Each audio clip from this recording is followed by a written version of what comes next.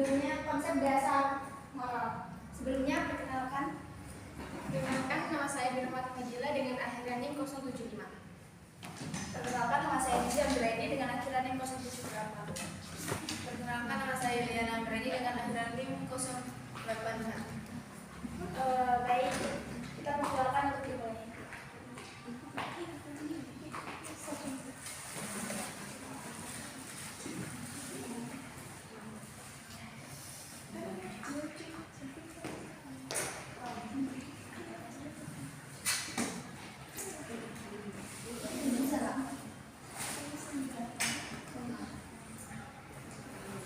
Kami kelompok 1 akan membahas tentang pengertian moral.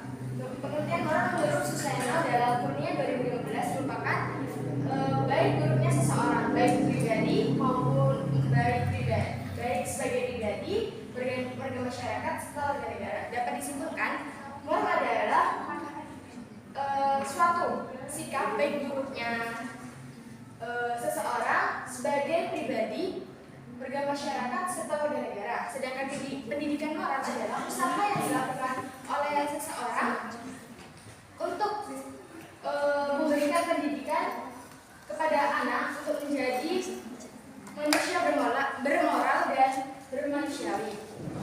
Selanjutnya, teori moral ini yang pertama ada Kohlberg, yaitu Kohlberg berpendapat moral yaitu dapat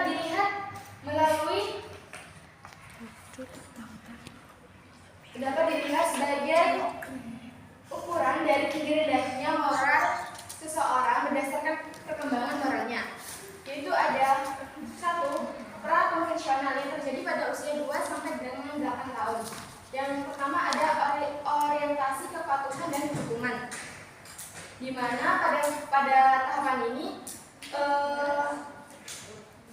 seseorang bertingkah laku semata-mata mengacu pada kepatuhan atau hukuman oleh seseorang yang lebih kuasa,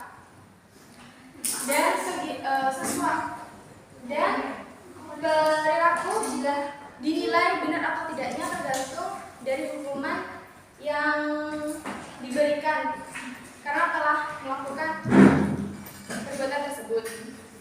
Yang kedua, orientasi saling memberikan atau menerima. Pada fase ini, seseorang telah menyadari bahwa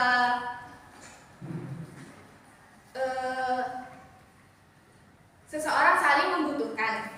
Jadi, pada fase ini, seseorang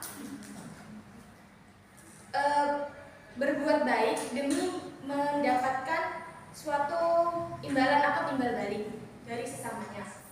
Yang kedua, konvensional terjadi pada usia 9 sampai dengan 13 tahun. Yang pertama adalah keserasian interpersonal. Pada fase ini, seseorang memiliki prinsip bahwa saya merupakan seseorang yang baik. Jadi, dia terus melakukan atau menerapkan perilaku yang baik, seperti menyenangkan orang lain atau membantu orang lain. Yang kedua, otoritasi perkiraan sosial.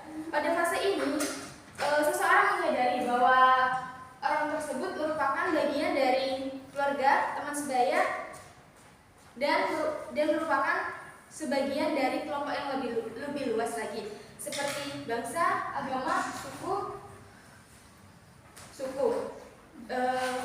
Dari seseorang tersebut menyadari bahwa mereka bagian dari kelompok tersebut, maka mereka memiliki kewajiban untuk menaati hukum yang berlaku di kelompok tersebut. Yang ketiga ada pasca konvensional, yaitu terjadi pada usia 13 tahun. Yang pertama adanya kontak sosial, di mana di sini seseorang telah mulai berpikir bahwa hukum dapat diubah atau sesuai dengan konteks, sejauh atau hukum dapat diubah sesuai atau situasi. Yang kedua, etika universal. Pada etika universal ini banyak seorang menerapkan prinsip-prinsip yang menjunjung tinggi nilai-nilai martabat atau kemanusiaan seperti keadilan, ketulusan, dan hak kepada manusia dan kesamaan hak manusia dan nilai hormat dalam suatu kehidupan. Sedangkan menurut Robert Wallace, kecerdasan merupakan kemampuan manusia yang berkembang dengan seiringnya waktu, yang dia belajar dengan merenungi kejadian yang ia alami dengan mempelajari sikap terhadap orang lain, baik atau buruknya orang tersebut.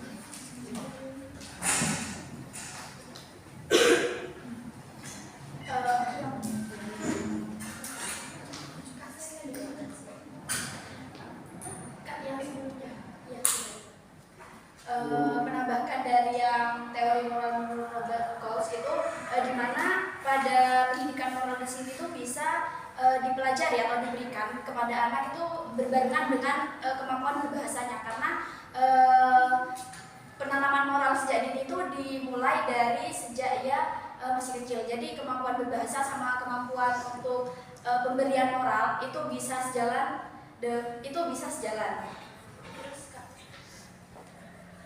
Lanjut teori menurut para ahli yang ketiga, yakni teori Thomas Piketty, di mana pendidikan karakter bukan hanya sekedar memberikan pemahaman kepada anak tentang sesuatu yang benar dan buruk, tetapi teori ini menekankan pada tetapi ini juga teori ini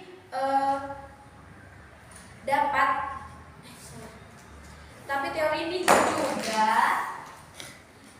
lebih menekankan kepada penanaman kebiasaan. Jadi orang tua atau guru tidak hanya memberikan pemahaman tentang baik dan buruk, misal kayak ini loh baik dan ini loh buruk, tapi juga melakukan kebiasaan. Misal di rumah tiap hari bangun tidur biasakan doa atau apa, sedangkan di sekolah melakukan kebiasaan sebelum masuk kelas itu membaca doa atau berbaring sebelum apa, seperti itu. Di sini pada teori Thomas Piketty ini ada beberapa tahapan. Yang ada 3 tahapan. Yang pertama ada tahapan pengetahuan dasar tentang moralitas atau di mana pada tahap ini anak harus diberi pemahaman dasar tentang nilai-nilai moralitas.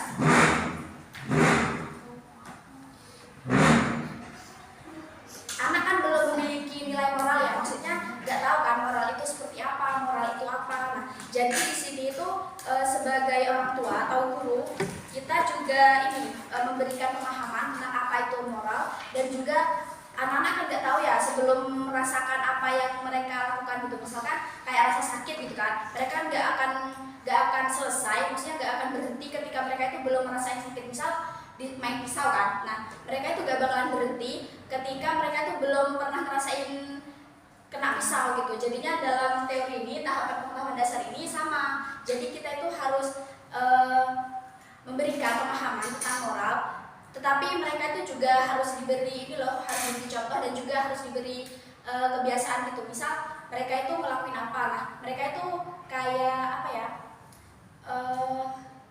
misal nih mereka nggak sopan atau apa ya, nah kita itu langsung negur atau apa, jadi mereka akan tahu bahwa kalau seperti ini tidak baik, jadi mereka itu akan melakukan kebiasaan seperti itu.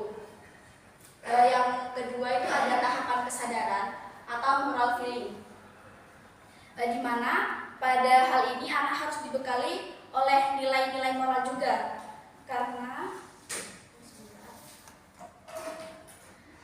anak jika sudah memiliki rasa empati atau mampu mengontrol dirinya, kan yang tahapan pertama itu anak belum mengerti moralitas ya. Nah, jadi yang kedua ini anak sudah mengerti moralitas atau rasa emosional terhadap orang lain, misal rasa empati atau rasa kasihan atau apapun. Jadi kita lebih menekankan dan lebih menanamkan nilai-nilai moral yang lebih dalam lagi kepada mereka, seperti itu. Yang ketiga ada tahapan aktualisasi atau moral behavior. superior, di mana pada tahapan ini anak diberikan stimulus atau pembiasaan. Nah, udah kan, udah dikasih sama 2 tahap ini kan udah dikasih pengertian gitu ya, udah dibekali sama nilai-nilai moralitas. Nah, dan yang terakhir itu kita harus memberikan stimulus dan pembiasaan. Jadi kayak misalkan kita melihat orang lain kesusahan, jadi kita mengajarkan anak kita untuk berbuat baik, untuk rendah hati atau empati terhadap orang lain, seperti itu. Di sini Thomas Gitona di sini ada menyatakan 7 sasaran utama dalam pembentukan karakter peserta didik. Yang pertama kejujuran, yang kedua empati, yang ketiga keberanian, yang keempat kasih sayang, yang kelima kontrol diri, yang keenam kerjasama, yang ketujuh ulet dalam bekerja. Dan selanjutnya ada teori moral menurut Michael Gerber, di mana kecerdasan moral sebagai perkembangan karakter anak yang mengarah pada kepribadian yang positif. Di mana pada teori moral ini, bagaimana cara kita dalam mengajarkan proses pembelajaran moral supaya tetap berada di jalan yang benar dan selalu bermoral dalam bertindak. Artinya kita menanamkan kepada mereka bahwa agar mereka itu tetap pada jalannya gitu loh, gak mencong-mencong, kayak misalkan gak keluar dari etika lah, seperti itu. Jadi mereka itu kita menanamkan pendidikan moral ini agar mereka selalu bermoral dalam bertindak. Di mana di sini ada 7 langkah kebajikan yang digunakan untuk pendidikan kecerdasan moral. Yang pertama ada empati, di mana empati ini merupakan kemampuan memahami atau merasakan kekhawatiran orang lain. Yang kedua ada hati nurani, yaitu hati yang membantu kita membedakan hal yang benar atau salah dan sebagai landasan yang kuat bagi kehidupan yang baik. Jadi tidak hanya dibekali pengetahuan, tapi mereka juga harus diajarkan gitu loh. Kalau misalkan empati itu diajarkan bagaimana empati, bagaimana hati nurani itu bekerja gitu. Terus yang ketiga ada kendali diri, di mana dalam hal ini kita mengajarkan untuk anak untuk mengendalikan pikiran atau tindakan agar dapat menahan dorongan dari dalam. Maksudnya dorongan itu kayak pengaruh gitu loh, dari dalam maupun dari luar lingkungan, sehingga dapat bertindak dengan benar. Jadi mereka tahu tuh mana yang salah dan mana yang benar. Dan yang keempat ada rasa hormat. Kita juga harus mengajarkan rasa hormat kepada anak untuk menghormati sesama teman, guru atau yang lebih tua.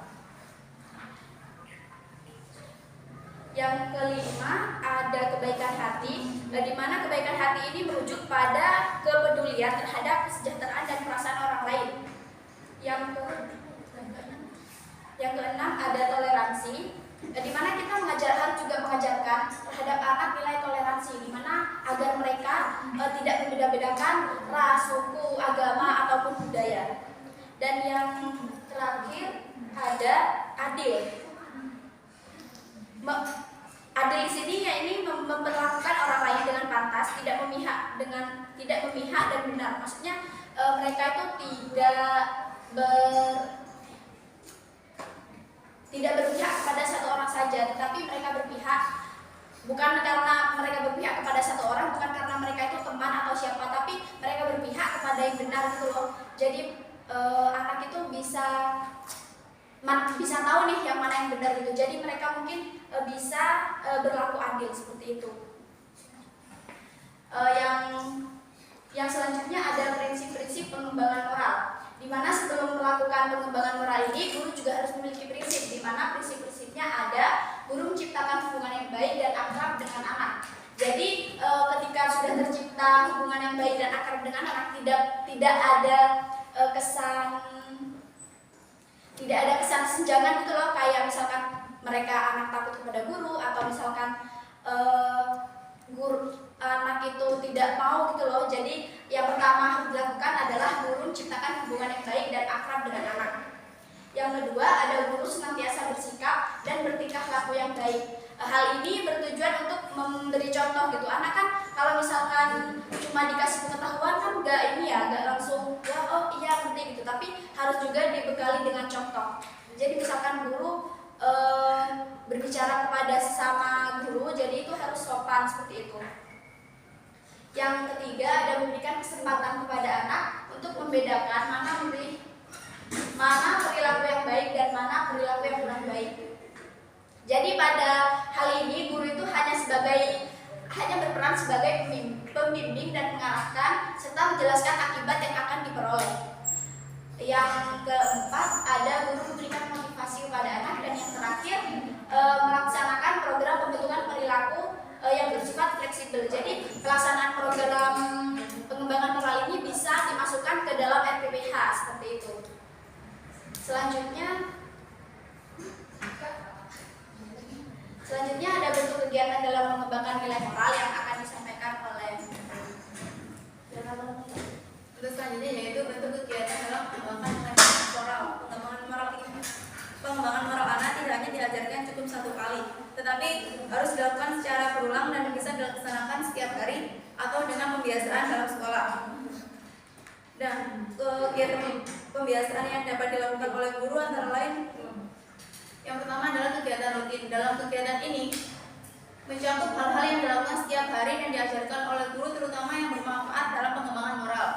Yang kedua, kegiatan spontan. Kegiatan ini juga dilakukan secara spontan atau tidak direncanakan dalam kegiatan anak sekolah. Kegiatan spontan yang dimaksud seperti interaksi anak dengan temannya dan perilaku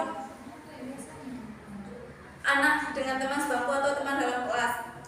Untuk yang ketiga, kegiatan dengan contoh. Dalam hal ini, guru dapat memberikan contoh dan perilaku yang baik terhadap anak. Yang terakhir yaitu kegiatan terprogram terlebih dahulu, dan hal ini dapat dituliskan dalam rencana pelaksanaan pembelajaran harian atau RPPH. Yang terakhir yaitu tujuan diadakannya pengembangan moral. Program yang diadakan dalam sekolah untuk mengembangkan moral anak tentunya memiliki fungsi bagi anak, antara lain yaitu pertama, perilaku dan sikap anak didasari oleh nilai moral sehingga anak dapat hidup sesuai dengan nilai moral yang ada di dalam kehidupannya. Yang selanjutnya itu membantu anak tumbuh menjadi pribadi yang lebih matang dan mandiri. Yang terakhir yaitu melatih anak-anak membedakan sikap dan perilaku yang baik maupun yang tidak baik.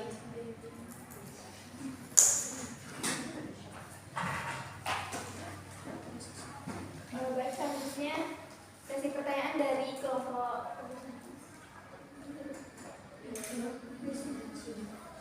penguji.